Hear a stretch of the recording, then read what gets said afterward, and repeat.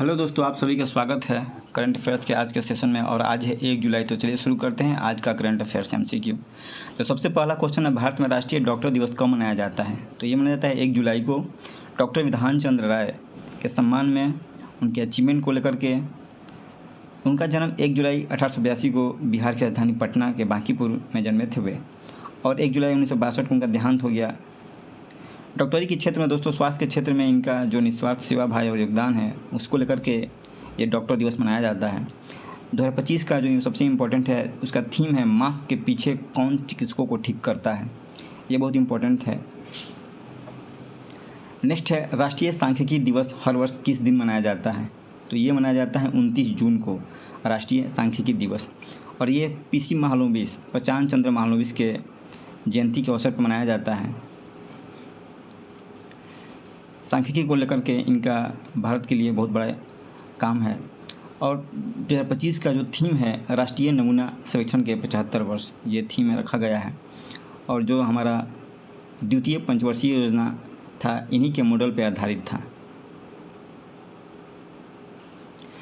Next है, हाल ही में किस राज्य केंद्र शासित प्रदेश को राष्ट्रीय उद्यानों और वन्य जीव अभ्यारण्यों के असाधारण प्रबंधन के लिए शीर्ष स्थान प्राप्त हुआ है? तो ये स्थान मिला है केरल और चंडीगढ़ को संयुक्त रूप से।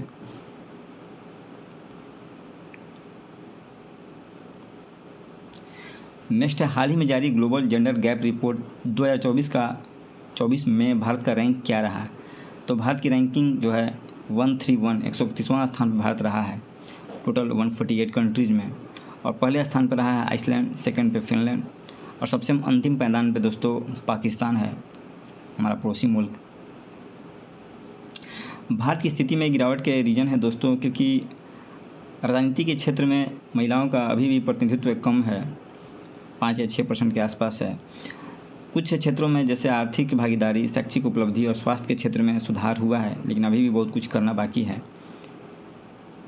अगला है, किलाड़ी पुरातात्विक स्थल भारत के किस राज्य में स्थित है?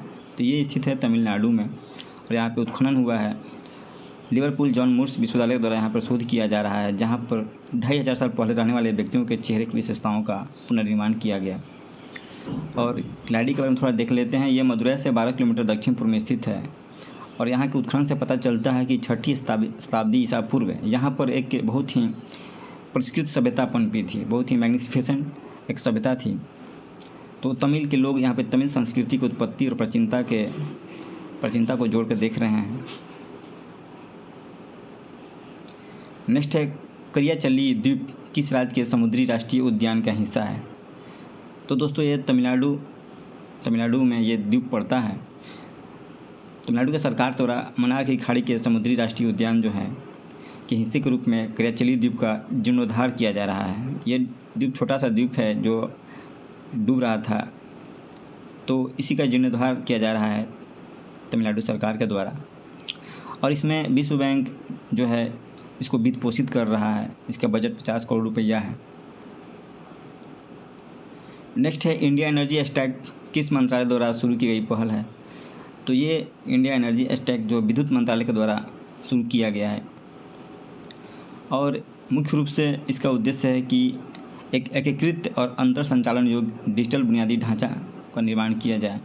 जैसे जैसे भारत दोस्तों $5 ट्रिलियन इकोनॉमी की ओर बढ़ रहा है, तो भारत की जो अपनी नेट जीरो प्रतिबद्धता है 2070 तक, उन सब चीज़ों को लेकर के ऊर्जा के क्षेत्र में जो अवसर हैं और जो चैलेंजेस हैं, वो किस तरह से डील किया जाए, किस तरह से एड्रेस किया जाए, इन सब चीज़ों को लेकर के इंडिया एनर्जी स्टैक का पहल है।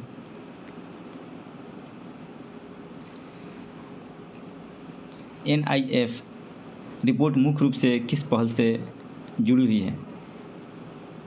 तो ये SDG सतत विकास लक्ष्यों से जुड़ा हुआ है दोस्तों, राष्ट्रीय संकेतक रूपरेखा। और इसमें जो भारत ने सतत विकास लक्ष्य के जो प्राप्त करने में उल्लेखनीय प्रगति की है, उसके बारे में प्रकाश डाला गया है इस रिपोर्ट में। और ये सांख्यिकी दिवस पे ये रिपोर्ट जारी किया गया है। मुख्य रूप से 2015-16 से स्वास्थ्य और शिक्षा, सामाजिक सुरक्षा के क्षेत्र में जो सुधार किए गए हैं, उन सब चीज़ों को रिपोर्ट में दर्शाया गया है।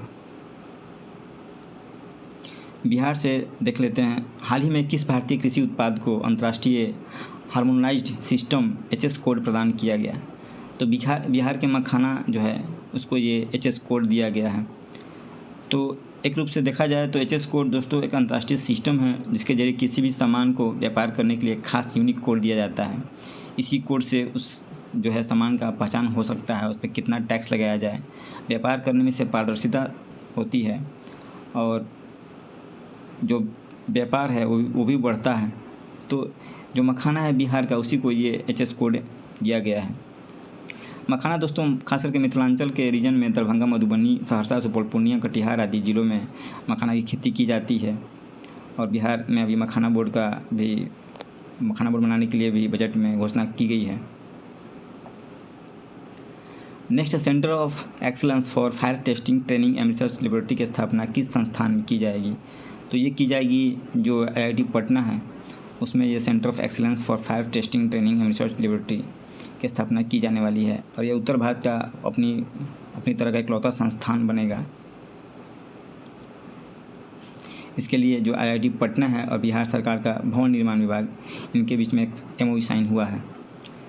नेक्स्ट है, देश में पहली बार किस राज्य में नगर निकाय आम उपचुनाव में मोबाइल से ई मतदान की सुविधा दी गई है? तो बिहार में अभी जो है नगर निकाय का जो उपचुनाव हुआ है उसमें मोबाइल से ई वोटिंग करके ये सुविधा प्रदान की गई है और ये पटना, बक्सर, रोहतास, सारण, बांका, पूर्वी चंपारण के नगर निकाय में मतदाताओं के द्वारा इसका इस्तेमाल किया गया।